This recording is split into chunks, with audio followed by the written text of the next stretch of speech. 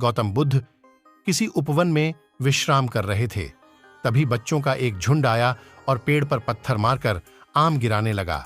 एक पत्थर बुद्ध के सर पर लगा और उससे खून बहने लगा। बुद्ध की आंखों में आंसू आ गए। बच्चों ने देखा तो भयभीत हो गए। उन्हें लगा कि अब बुद्ध उन्हें भला बुरा कहेंगे। बच्चों ने उनके चरण पकड़ लिए और उनसे क्षमा याचना करने लगे। उनमें से एक बच्चे ने कहा, हमसे बड़ी भूल हो गई है, मेरी वजह से आपको पत्थर लगा और आपके आंसू आ गए। इस पर बुद्ध ने कहा, बच्चों, मैं इसलिए दुखी हूं कि तुमने आम के पेड़ पर पत्थर मारा तो पेड़ ने बदले में तुम्हें मीठे फल दिए, लेकिन मुझे मारने पर मैं तुम्हें सिर्फ भय दे सका। परिश्रम के साथ धैर्य भी। एक बार भगवान बुद्ध अपने अनुयायियों के साथ किसी गांव में उपदेश देने जा रहे थे। उस गांव से पूर्व ही मार्ग में उन लोगों को जगह जगह बहुत सारे गड्ढे खुदे हुए मिले। बुद्ध के एक शिष्य ने उन गड्ढों को देखकर जिज्ञासा प्रकट की, आखिर इस तरह गड्ढे का खुदे होने का तात्पर्य क्या है? बुद्ध बोले, पानी की तलाश में किसी व्यक्ति ने इतने गड्ढे खोदे हैं। यदि वह धैर्यपूर्वक एक ही स्थान पर गड्ढा खोदता तो उसे पानी अवश्य मिल जाता, पर वह थोड़ी देर गड्ढा खोदता और पानी न मिलने पर दूसरा गड्ढा खोदना शुरू कर देता। अमृत की खेती। एक बार भगवान बुद्ध भिक्षा के लिए एक किसान के यहां पहुंचे।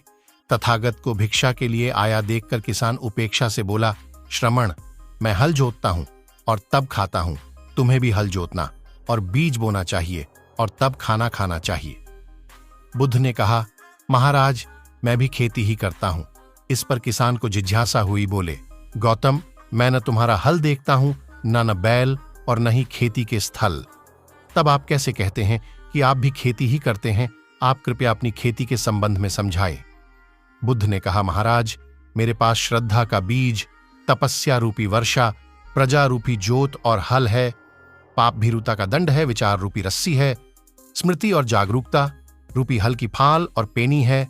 मैं वचन और कर्म में संयत रहता हूं। मैं अपनी इस खेती को बेकार घास से मुक्त रखता हूं और आनंद की फसल काट लेने तक प्रयत्नशील रहने वाला हूं। अप्रमाद मेरा बैल है जो बाधाएं देखकर भी पीछे मुंह नहीं मोड़ता है। वह मुझे सीधा शांति धाम तक ले जाता है। इस प्रकार मैं अमृत की खेती करता हूं। मृत्यु के उपरांत क्या?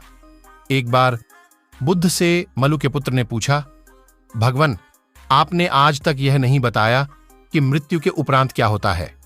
उसकी बात सुनकर बुद्ध मुस्कुराए। फिर उन्होंने उससे पूछा, पहले मेरी एक बात का जवाब दो। अगर कोई व्यक्ति कहीं जा रहा हो और अचानक कहीं से आकर उसके शरीर में एक विषबुझा बाण घुस जाए तो उसे क्या करना चाहिए? पहले शरीर में घुसे बाण को हटाना ठीक रहेगा या फिर देखना कि बाण किधर से आया है और किसे लक्ष्य कर मारा गया है? मलुक के पुत्र ने कहा, पहले तो शरीर में घुसे बाण को तुरंत निकालना चाहिए, अन्यथा विष पूरे शरीर में फैल जाएगा। बुद्ध ने कहा, बिल्कुल ठीक कहा तुमने। अब यह बताओ कि पहले इस जीवन के दुखों के निवारण का उपाय किया जाए या मृत्यु की बाद की बातों के बारे में सोचा जाए? मलुक के पुत्र अब समझ चुका था और उसकी जिज्ञासा शांत हो गई। बुद्ध ने कहा, सबका हित करो। एक दिन एक व्यक्ति बुद्ध के पास पहुंचा। वह बहुत अधिक तनाव में था। अनेक प्रश्न उसके दिमाग में घूम घूम कर उसे परेशान कर रहे थे, जैसे आत्मा क्या है? आदमी मृत्यु के बाद कहां जाता है? सृष्टि का निर्माता कौन है? स्वर्ग नरक की अवधारणा कहां तक सच है और ईश्वर है या नहीं? उसे इन प्रश्नों के उत्तर नहीं मिल रहे थे। जब वह बुद्ध के पास पहुंचा तो उसने देखा कि बुद्ध को कई लोग घेर कर बैठे हैं। बुद्ध उन सभी के प्रश्नों व जिज्ञासाओं का समाधान अत्यंत सहज भाव से कर रहे हैं। काफी देर तक यह क्रम चलता रहा, किंतु बुद्ध धैर्यपूर्वक हर एक को संतुष्ट करते रहे। बेचारा व्यक्ति वहां का हाल देखकर परेशान हो गया। उसने सोचा कि इन्हें दुनियादारी के मामलों में पड़ने से क्या लाभ। अपना भगवत भजन करें और बुनियादी समस्याओं से ग्रस्त इन लोगों को भगाएं। किंतु बुद्ध का व्यवहार देखकर तो ऐसा लग रहा था मानो इन लोगों का दुहक उनका अपना दुहक है। आखिर उस व्यक्ति ने पूछ ही लिया, महाराज, आपको इन सांसारिक बातों से क्या लेना देना? बुद्ध बोले, मैं ज्ञानी नहीं हूं और इंसान हूं।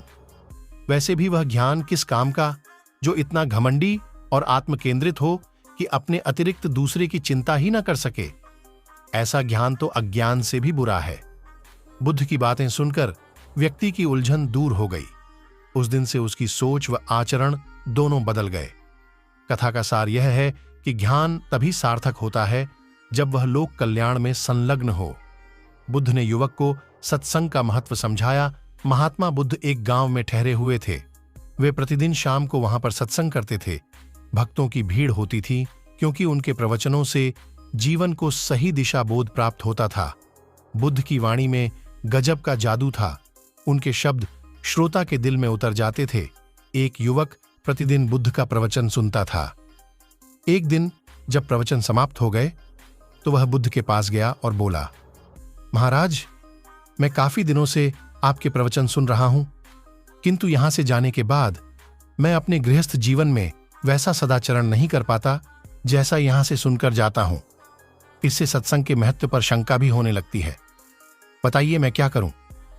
बुद्ध ने युवक को बांस की एक टोकरी देते हुए उसमें पानी भरकर लाने के लिए कहा।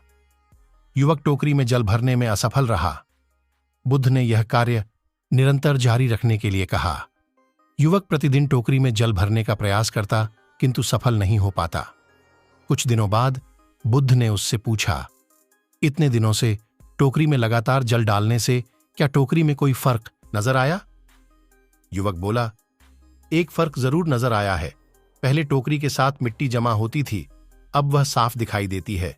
कोई गंदगी नहीं दिखाई देती है और इसके छेद पहले जितने बड़े नहीं रह गए, वे बहुत छोटे हो गए हैं।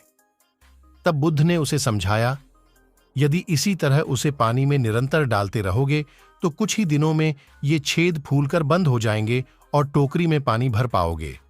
इसी प्रकार जो निरंतर सत्संग करते हैं उनका मन एक दिन अवश्य निर्मल हो जाता है। अवगुणों के छिद्र भरने लगते हैं और गुणों का जल भरने लगता है। युवक ने बुद्ध से अपनी समस्या का समाधान पा लिया। निरंतर सत्संग से दुर्जन भी सज्जन हो जाते हैं, क्योंकि महापुरुषों की पवित्र वाणी उनके मानसिक विकारों को दूर कर उनमें सद्विचारों का आलोक प्रसारित कर देती है। बुद्ध की शिक्षा से मेहनत सफल हुई। एक आदमी को बुद्ध ने सुझाव दिया कि दूर से पानी लाते हो, क्यों नहीं अपने घर के पास एक कुआं खोद लेते। हमेशा के लिए पानी की समस्या से छुटकारा मिल जाएगा। सलाह मानकर उस आदमी ने कुआं खोदना शुरू किया, लेकिन 7-8 फीट खोदने के बाद उसे पानी तो क्या, गीली मिट्टी का भी चिन्ह नहीं मिला। उसने वह जगह छोड़कर दूसरी जगह खुदाई शुरू की, लेकिन 10 फीट खोदने के बाद भी उसमें पानी नहीं निकला। उसने फिर तीसरी जगह कुआं खोदना शुरू किया, लेकिन यहां भी उसे निराशा ही हाथ लगी। इस क्रम में उसने 8-10 फीट के 10 कुएं खोद डाले, लेकिन पानी कहीं मिला। वह निराश होकर बुद्ध के पास गया। उसने बुद्ध को बताया कि मैंने 10 कुएं खोद डाले, मगर पानी एक में भी नहीं निकला। बुद्ध को आश्चर्य हुआ। वे स्वयं चलकर उस स्थान पर आए जहां उसने 10 गड्ढे खोदे हुए थे। बुद्ध ने उन गड्ढों की गहराई देखी और सारा माजरा समझ गए। फिर वे बोले, 10 कुएं खोदने की बजाय एक कुएं में ही तुम अपना सारा परिश्रम लगाते तो पानी कब का मिल गया होता। तुम सब गड्ढों को बंद कर दो, केवल एक को गहरा करते जाओ, पानी निकल आएगा। उसने बुद्ध की बात मानकर ऐसा ही किया। परिणाम स्वरूप कुआं पूर्ण होते ही पानी निकल आया। सबने भगवान बुद्ध की जय जयकार की। भरतलाल शर्मा। बुद्ध के ज्ञान से सेठ ने पाया सुख धन्ना। सेठ के पास 7 पुश्तों के पालन पोषण जितना धन था। उसका व्यापार चारों तरफ फैला हुआ था, किंतु फिर भी उसका मन अशांत रहता था। कभी धन की सुरक्षा की चिंता, तो कभी व्यापारिक प्रतिस्पर्धा में आगे निकलने का तनाव। चिंता और तनाव के कारण वह अस्वस्थ रहने लगा। उसके मित्र ने उसकी गिरती दशा देखी तो उसे बुद्ध के पास जाने की सलाह दी। सेठ बुद्ध के पास पहुंचा और अपनी समस्या बताई। बुद्ध ने उसे सांत्वना देते हुए कहा, तुम घबराओ मत, तुम्हारा कष्ट अवश्य दूर होगा। बस तुम यहां कुछ दिन रहकर ध्यान किया करो। बुद्ध के कहे अनुसार सेठ ने रोज ध्यान करना शुरू कर दिया, किंतु सेठ का मन ध्यान में नहीं लगा। वह जैसे ही ध्यान करने बैठता, उसका मन फिर अपनी दुनिया में चला जाता। उसने बुद्ध को यह बात बताई, किंतु बुद्ध ने कोई उपाय नहीं बताया। थोड़ी देर बाद जब सेठ बुद्ध के साथ वन में सायंकालीन भ्रमण कर रहा था, तो उसके पैर में एक कांटा चुभ गया। वह दर्द के मारे कराहने लगा। बुद्ध ने कहा, बेहतर होगा कि तुम जी कड़ाकर कांटे को निकाल दो, तब इस दर्द से मुक्ति मिल जाएगी। सेठ ने मन कड़ाकर कांटा निकाल दिया, उसे चैन मिल गया। तब बुद्ध ने उसे समझाया, ऐसे ही लोभ, मोह, क्रोध, घमंड व द्वेष के कांटे तुम्हारे मन में गड़े हैं। जब तक अपने मन की संकल्प शक्ति से उन्हें नहीं निकालोगे, अशांत ही रहोगे। सेठ का अज्ञान बुद्ध के इन शब्दों से दूर हो गया और उसने निर्मल हृदय की राह पकड़ ली। अपनी कुप्रवृत्तियों से मुक्ति के लिए संकल्पबद्धता अनिवार्य है। जब तक व्यक्ति दृढ़ निश्चय न कर ले, वह अपनी गलत आदतों से मुक्त नहीं हो सकता। बुद्ध की शिक्षा से गांव का उद्धार हुआ। एक युवक ने बुद्ध से आकर कहा, मेरा गांव अशिक्षित है। मैं अपने परिवार से झगड़कर थोड़ा बहुत पढ़ पाया हूं।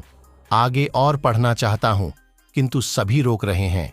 घर के लोग सोचते हैं कि खेती में खूब पैसा है और उसके लिए किसी शिक्षा की आवश्यकता नहीं है। यही सोच गांव वालों की भी है। कृपया आप मेरे गांव चलकर वहां शिक्षा का प्रसार करवाइए। बुद्ध युवक की बात मानकर गांव आ गए। धर्मभीरू ग्रामीणों ने बुद्ध का सत्कार किया और रोज उनके प्रवचन सुनने आने लगे। बुद्ध जब भी शिक्षा का महत्व बताते, ग्रामीण विरोधी मत रखते। एक दिन एक महिला अपने 5 साल के बच्चे के लिए पूछने लगी कि उसे किस उम्र से शिक्षा दिलवाए। तब बुद्ध ने समझाया कि तुम्हें तो 5 वर्ष पूर्व उसकी शिक्षा शुरू कर देनी थी। उसे क्या खाना है, क्या नहीं, कैसे वो क्या बोलना है, आदि बातें शुरू से सिखाओगी, तभी तो वह अपना उचित ख्याल रख सकेगा। बुद्ध की यह बात महिला सहित सभी ग्रामीणों को समझ में आ गई। उन्होंने अपने बच्चों को विद्यालय भेजना शुरू किया। यह समय वर्षा का था। युवक ने लोगों को जल संग्रहण की तकनीक बताई। अधिकांश ने उपहास किया, किंतु युवक अपना काम करता रहा। बुद्ध का सहयोग प्राप्त था, इसलिए किसी ने उसका खुलकर विरोध नहीं किया। जब गर्मी में भीषण जल संकट के कारण फसलें सूखने लगीं, तो युवक ने कुएं खुदवाए, जिनमें जल संग्रहण की तकनीक के कारण खूब पानी निकला। ग्रामीण अब शिक्षा का महत्व समझ चुके थे। धीरे धीरे संपूर्ण गांव शिक्षित हो गया। ज्ञान हर उम्र में अर्जित किया जा सकता है। यही ज्ञान हमें जीवन में आने वाली समस्याओं के समाधान की राह सुझाता